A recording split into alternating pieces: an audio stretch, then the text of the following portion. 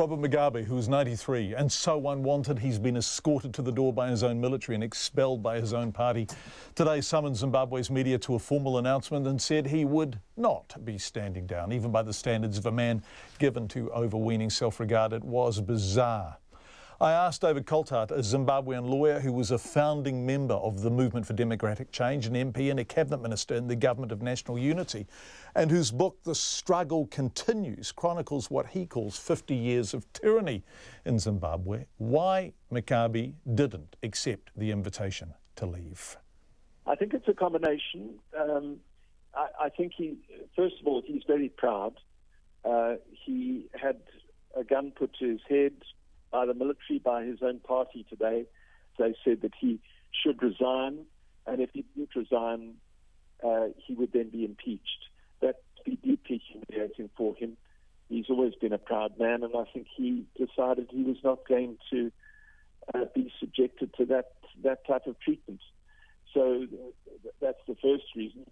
The second reason, I think that we may be seeing signs of dementia. He looked disheveled. Yes. He rambled through this Yes. speech. He's obviously under enormous pressure. He's 93, almost 94. And I think that we see the early signs of dementia. A third and final factor may be that he's just simply playing for time, that he hasn't extracted sufficient concessions yet. He's hoping that President Zuma or the Southern African Development Community will come to his assistance, and perhaps he feels that if he can hold on for a few more days, he might get a better deal out of this. If he doesn't go immediately or very close to immediately, will he be impeached? Will there be that political conclusion to the not quite finished coup? Is that the most likely response, do you think?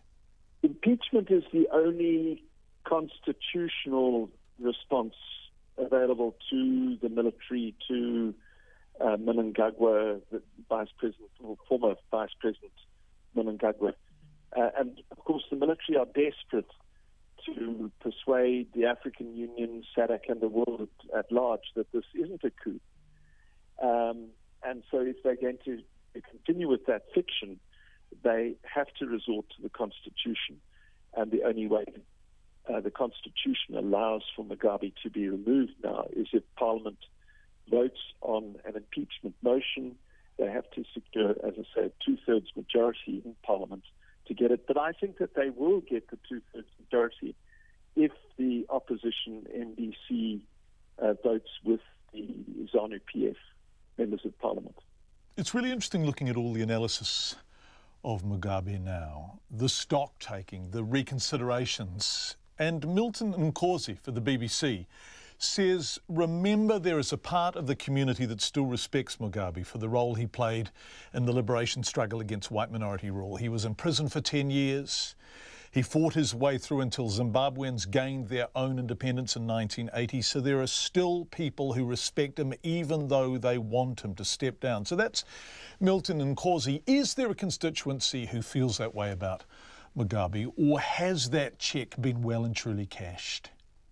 I think that check still carries a lot of value in Africa. Robert Mugabe, when he travels in Africa, is often lauded as a hero. Africans across the continent who don't know the detail of how he's destroyed Zimbabwe regard him as a hero. And so I think that he still has a lot of sympathy across Africa, and he's no doubt playing on that. There are some people who still sympathize with him in Zimbabwe, but it is a tiny minority now, and as we saw from the massive crowds that turned out on Saturday, the overwhelming majority of Zimbabweans now want him to go. His own party wants him to go, and he doesn't seem to grasp that. Can we go back to those crowds you were talking about on Saturday? Will life be better for them when Mugabe goes? Clearly they want him gone.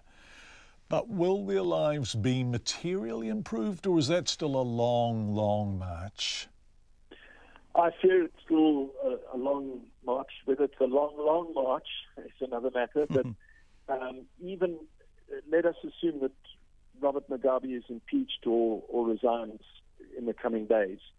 It is clear from his successor within ZANU-PF, Emmerson Mnangagwa, that there's no desire to work with the opposition. There was a statement made this afternoon by the same man who announced that Mugabe must resign, and it was a pretty arrogant statement. He said, no, they didn't see any need to cooperate with the opposition.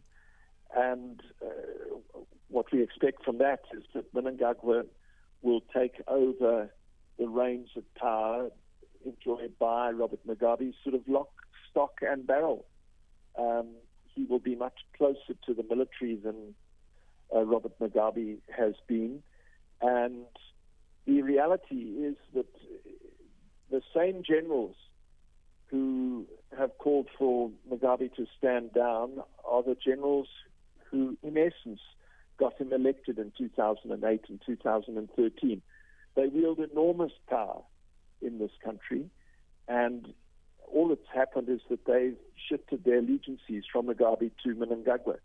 And we have to assume that they will work as hard as they did for Mugabe for Mnangagwa in the forthcoming election.